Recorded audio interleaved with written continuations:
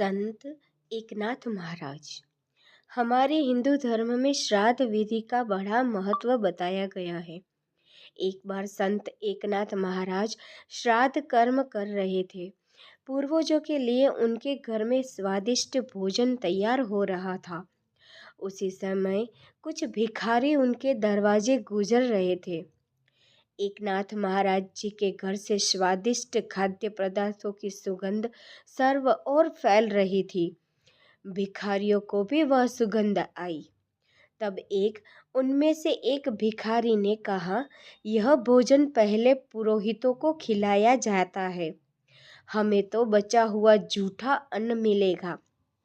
संत एकनाथ जी ने इन भिखारियों को बातें करते हुए सुना। उन्होंने अपनी पत्नी गिरिजाबाई से कहा, बहुत से लोग ब्राह्मणों को भोजन कराते हैं और वह उचित भी है, परंतु इन भिखारियों में भी ब्रह्म परमात्मा है। अभी उन्हें खिलाओ, परंतु पुरोहितों के लिए भी बाद में भोजन पका पाओगी ना? उनको आने के लिए अभी समय है। गिरिजाबाई ने हाँ कहने पर एकनाथ महाराज गिरिजाबाई से कहा, तो उन्हें खिलाओ। एकनाथ महाराज जी ने भिखारियों के बीच सर्वोच्च उच्च आत्माएं देखी और उन्हें भोजन कराया। इसके बाद गिरिजाबाई ने स्नान किया और पुनः भोजन बनाना आरंभ किया। दूसरी ओर यह बात पूरे गांव में फैल गई कि एकनाथ जी ने ब्राह्मणों के लिए तैयार भोजन भिखारियों को खिला दिया है। अब गिरिजाबाई पुनः खाना बना रही है। पुरोहितों ने श्राद्ध के लिए तैयार भोजन उनसे पहले भिखारियों को खिलाना अपना अपमान माना। उन्होंने तुरंत गांव वालों की एक बैठक बुलाई गई। पूरा गांव एक ओर था और दूसरी ओर एकनाथ महाराज। बैठक में निर्णय लिया गया कि पुरोहितों का अपमान करने के कारण कोई भी श्राद्ध कर्म तथा भोजन के लिए एकनाथ जी के घर नहीं जाएगा। एकनाथ महाराज के घर में जाने से रोकने के लिए दो युवक लाठी लेकर उनके घर के दरवाजे के पास खड़े रहे। वहाँ गिरिजाबाई ने भोजन बनाया था। एकनाथ जी ने देखा कि द्वार पर खड़े यह लोग किसी को आने नहीं देंगे, तो उन्होंने अपनी इच्छा शक्ति और योग शक्ति का उपयोग किया।